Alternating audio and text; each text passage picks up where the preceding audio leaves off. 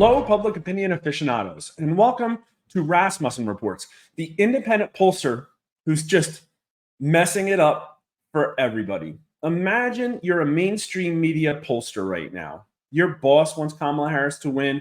Your boss's boss wants Kamala Harris to win. Even the board of your company wants Kamala Harris and the Democrats to win. Now, you haven't been polling that much. You've been spending your money on other frivolous things for some reason.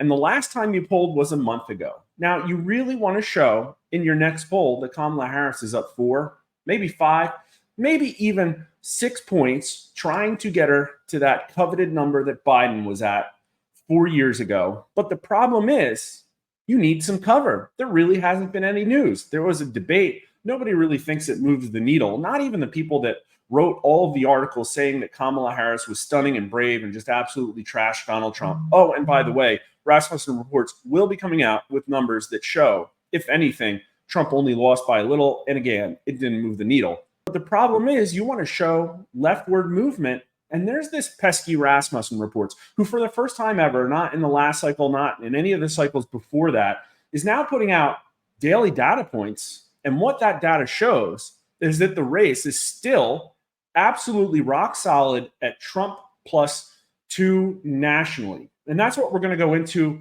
today. This video is on Thursday. It's the day that our new, fresh, big weekly poll comes out.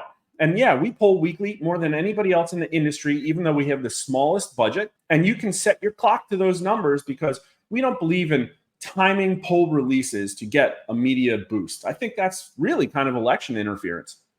Now, we titled this video An Act of God because, quite frankly, and we'll get into it, I think for Kamala Harris, it will take an act of God for her to win. Donald Trump is winning the national popular vote in a way that he really never was 4 years ago or even 8 years ago. And it almost, outside of election irregularities, nullifies the need to even look at state polling, although we will be going into the field today. We're also going to take a little bit of time today to bust some fake polls. I want to try and teach you how to do it yourself. So this is absolutely packed. Make sure you hang on to the end. And we'll also look at last night's overnight numbers because it seems like a certain someone has fallen in love with our chart, and it's great. Now, just stopping it on my Twitter feed, this has got to be what it's like to work at ABC polling right now. I'm giving her all she's got, Captain. I mean, come and follow me at Mark_R_Mitchell. I like to keep it humorous and call out the polling industry for its absolute hypocrisy. But what I wanted to really check in on, everybody should go look at this clip on Citizen Free Press's Twitter feed with JD Vance and Tucker Carlson talking about the polling. And what they're talking about here is how Kamala Harris's internal polling doesn't look good. And that is a really head scratcher because her public polling looks absolutely great. The Real Clear Politics Aggregate has her up 2, and everybody's gushing and tripping over themselves to put out Harris +4, Harris +6 polls. An internal pollster is a pollster that you, as a candidate, hire to join your campaign, and they do basically secret polling. And in a world where there were accurate and unbiased pollsters, you wouldn't need a campaign pollster, although maybe, there's a few things you'd want to sharpen the pencil on and do your own homework. But for the narrative to come out, and listen, I don't get these things leaked to me. Maybe Rich Barris does. Somehow JD Vance got his hands on them. And if the message is that Kamala Harris's internal campaign polling is not good, what that tells you is you probably shouldn't believe the things you see in mainstream media headlines about polling right now that have Kamala Harris winning. Who do you think the Kamala Harris campaign is believing? ABC Ipsos or their own internal pollster? Now, the problem is, in my opinion, the polls have shown a steady leftward movement, but there really haven't been news articles to give them cover. In fact, what you're seeing is the absolute opposite.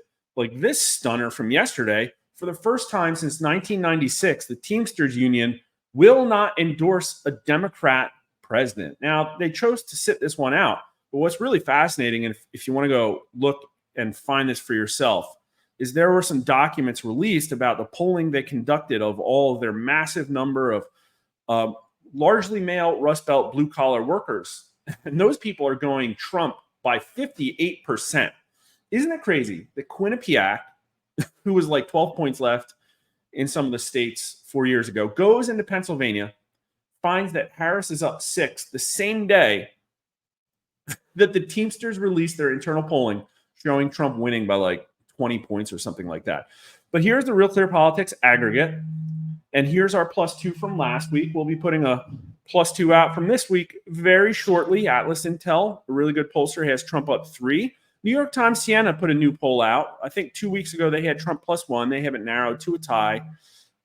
Always that constant, inexorable pull to the left. Harvard Harris, a good pollster, 2 weeks ago had it at a tie as well. But then you have all these pollsters, ABC, Yahoo, Data for Progress, literally a progressive polling organization, Morning Consult, all these people at Harris +4 to 6. And what you can do yourself, listen, I don't have time to do all this. I have so much work to do. I'm not the New York Times. I don't have a staff of 20 people to program my polls for me. But it doesn't take a pollster to bust a fake poll. So let's just look at some of these, and I'll show you some of the stuff to look for. And unfortunately, listen, I didn't have time to go clip this up, but we're just going to look at these crosstabs. So everybody's got a different crosstab format. This looks way different than ours. But what you're going to see here is just some stuff that isn't internally consistent. So this is a poll. Yahoo had Harris up 4. This is a poll where 25% of the respondents say the country's headed in the right direction, but 63% say off on the wrong track. And just that doesn't make sense. This is even a lower right direction number than I have, but all of our polling points to the fact that Kamala Harris is basically an incumbent. So how would an electorate that thinks the country's headed in the wrong direction want to elect her? Look at our video from Monday. Everybody says that Kamala Harris represents more of the same, and Trump is the fresh start, new direction candidate. But also look at the favorability numbers. Donald Trump, 42% to 56%. He's underwater, 14 points. But they have her up 1 point. So she's got a 15-point favorability advantage. So this poll just really likes her way more even than Tim Walz. It's like they literally found people who liked Kamala Harris in this poll. That's really strange. Let's keep going here. So these are all the questions, not a lot of demographic breakdowns. Here's the favorability numbers. But look at this. So Trump was underwater 14 points in favorability, but his job approval as president is only underwater 1. So these people approved of Donald Trump's presidency way more than Biden, way more even than Kamala Harris is doing right now as vice president. Look, they have her underwater 6. But somehow these people just have a very unfavorable impression of Donald Trump. They are polling, even if they're getting a good sample of Republicans, they're getting a sample of TDS Republicans. And again, the issues, cost of living 40%, immigration 15%, combined total of 55%, kitchen table and immigration. Those are all Trump issues after the 4 years of inflation we had. And yet he's down 4 points to her nationally. And this is interesting too. Listen, we've polled on Bidenomics. Nobody likes it. In our polling, Trump has like a 12-point advantage on the issue of inflation. Here they only have a 2-point advantage. Kamala Harris is like the defund the police candidate, and she's only down by 5 points on crime. That's incredible. And Trump is up 10 points on immigration, but I guess nobody cares about that in this poll. Now, listen, we can get into the crosstabs, the demographics, and probably find some even crazier stuff. Look, like here's Trump favorability by party ID, and 89%. Here's what it comes down to is the independents. Their independents, only 35% have a favorable impression of Trump, 63 unfavorable. They're getting very, very left-leaning independents. If we looked at the direction of the country, though, the independents, only 17% of independents say the country's headed in the right direction. That's even lower than we have it. But somehow these people want to go for Harris. Where's the matchup crosstabs? Favorability. Here it is. Look at independents.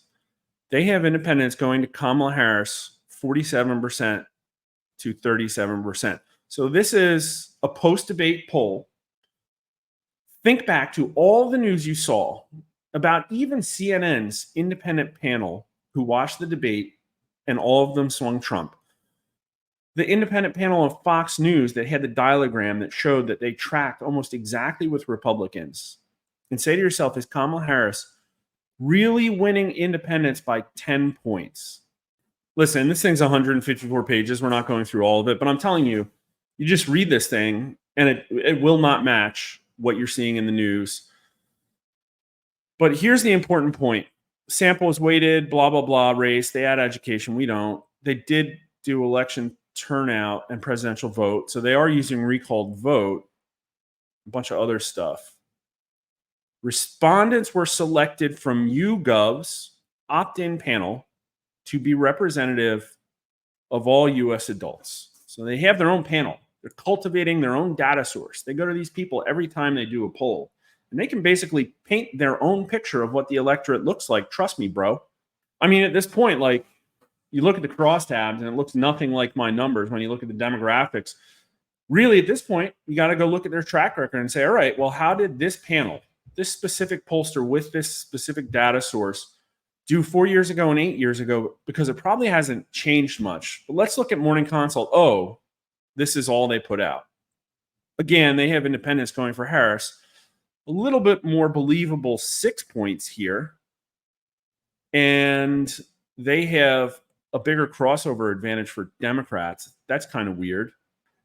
And they have Biden 2020 voters going more strongly for Harris than Trump 2020 voters go for Trump. Not sure if I believe that.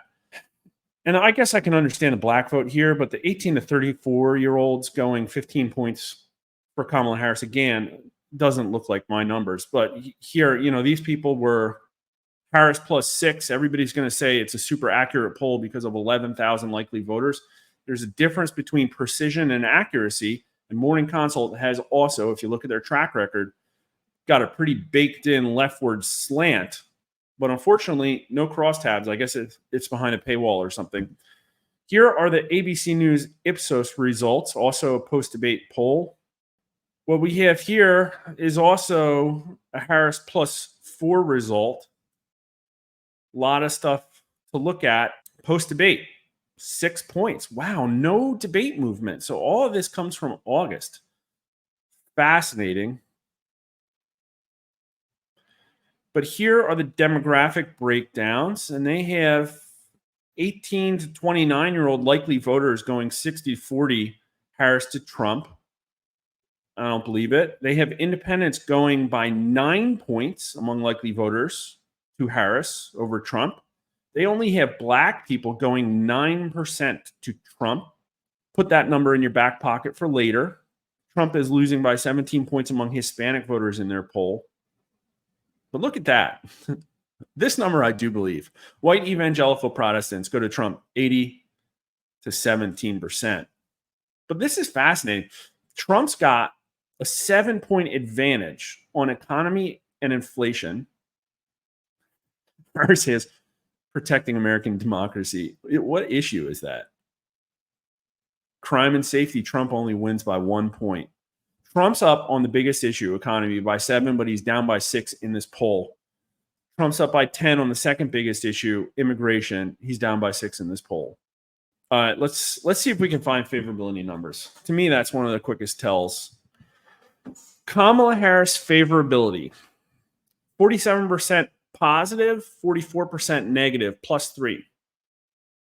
Trump favorability, 35 positive, 58 negative. Only 15% of the electorate, folks, has a strongly favorable impression of Donald Trump right now, even though he got more votes than any Republican president in history, and his popularity numbers in our polls have not changed one bit from where they were 4 years ago. She's got an 11-point advantage among the strongly favorables.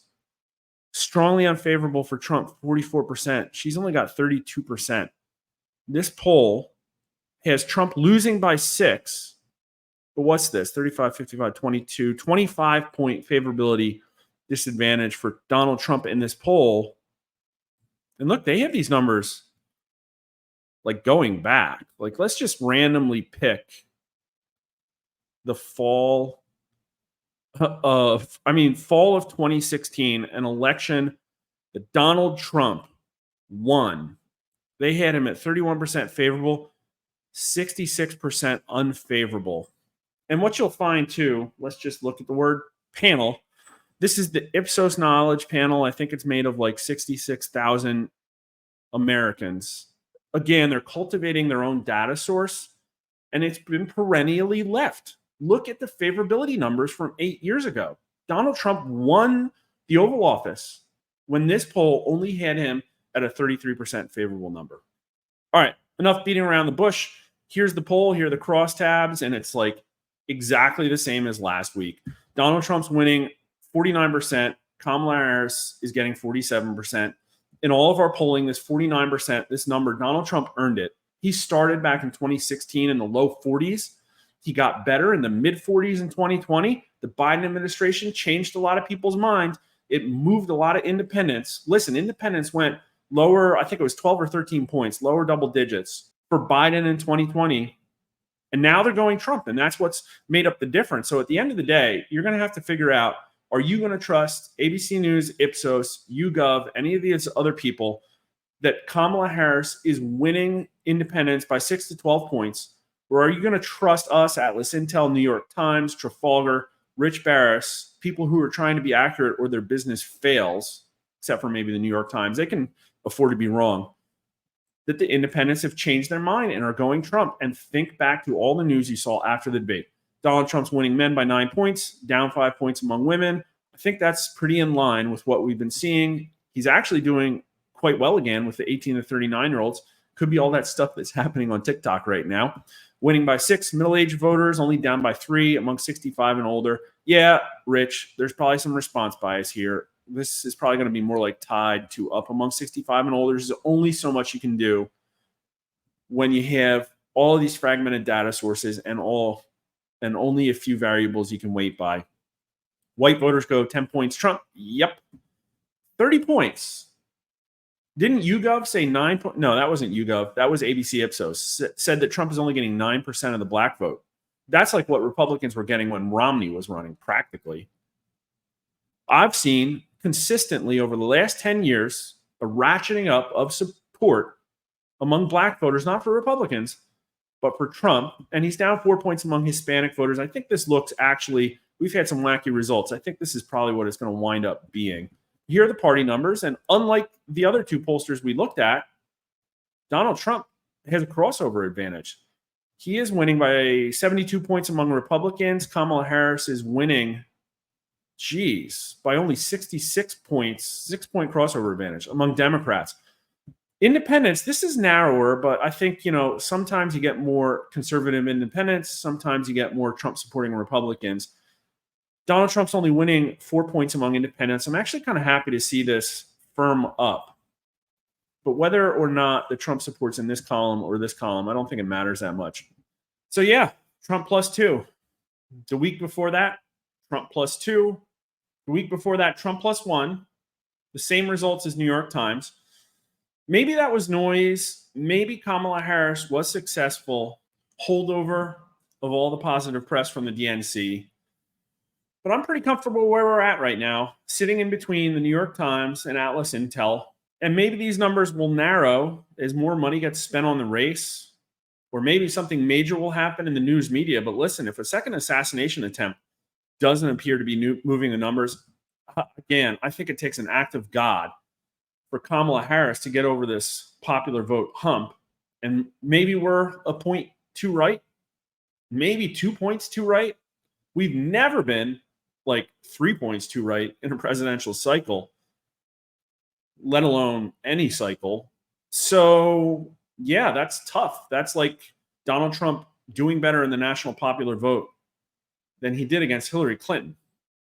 Here are the overnight nightly results, and we have a little bit to talk about here, but this is, like ABC News rushing to put out that Harris +6, but where is all that Democrat leftward movement? Now, I will say in the polls, this might have been just a few bad nights of results for Harris. I don't think it really got to 43%. And also, this is the 5-period moving average.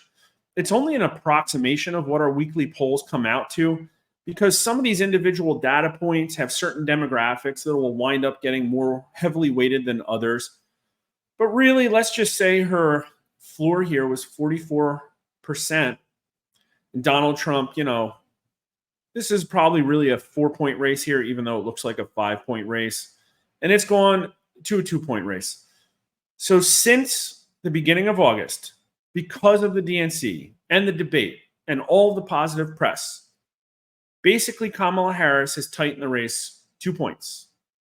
And Donald Trump maybe lost a point of support, really is back up to 49%.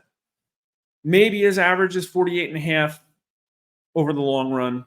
I don't know. But again, she is structurally underperforming Donald Trump in a way that no Democrat has in the last decade. Now, also, if you're following the 5-period moving average, you'll see here the most recent nightly results were 8, then 2, then 8. Yeah, there was an 8 last night. 5-period moving average looks like a 3-point race right now, but that's kind of like what I said. The moving average is only an approximation of what a real poll would look like. And when we process everything, looks like there were, maybe there were some Trump-leaning Asians in that 8-point overnight result that got weighted down, or maybe there was a whole bunch of minorities in this Harris -6 night and they got heavily weighted. But for whatever reason, it came out to a 2-point race in a sample of nearly 1,900 likely voters, weighted for gender, age, race, party, also weighted for region, and to the 2020 recall vote. So I think that's a really good set of variables to weight by. So there you have it, a 2-point race. I think it takes an act of God, like I said, for Kamala Harris to win at this point. Donald Trump has had everything thrown at him, investigations, 2 impeachments, 2 assassination attempts, 100 indictments, and still he has more support than he ever has. I find it very unlikely that anything that comes out will take a meaningful number of his 49% of supporters away. Kamala Harris seems to have a ceiling at 47% that the DNC and the debate and even the Taylor Swift endorsement couldn't seem to impact. And between now and Election Day, I guess we'll wait and see for major change agents. But we just had another one yesterday. It doesn't even seem to have moved the markets. The Federal Reserve cut interest rates 0.5 point just before an election in a way that almost patently looks like election interference. I mean, like a major rate cut. I mean, right before the election. Maybe they'll get a second one in, but I'm looking at the S&P right now, and it's only up like 1.5 points. Like, nobody cares. I think it is all priced in. And we're in the field today with our state polls. We'll get the results back probably early next week. And there will be a lot of interesting stuff to look at. I expect to see some movement to the right towards Trump since August, but with the national popular vote number at Trump +2, seriously. I guess between now and then, what you need to do is pick your favorite candidate, go contribute in whatever way you can to that candidate's success, and keep watching our overnight daily numbers, because there's nothing like them in the entire industry. Hope you learned something. Love to have you on Twitter at Rasmussen_poll, Mark_R_Mitchell. Please like the video and subscribe on YouTube or Rumble. And thanks for watching.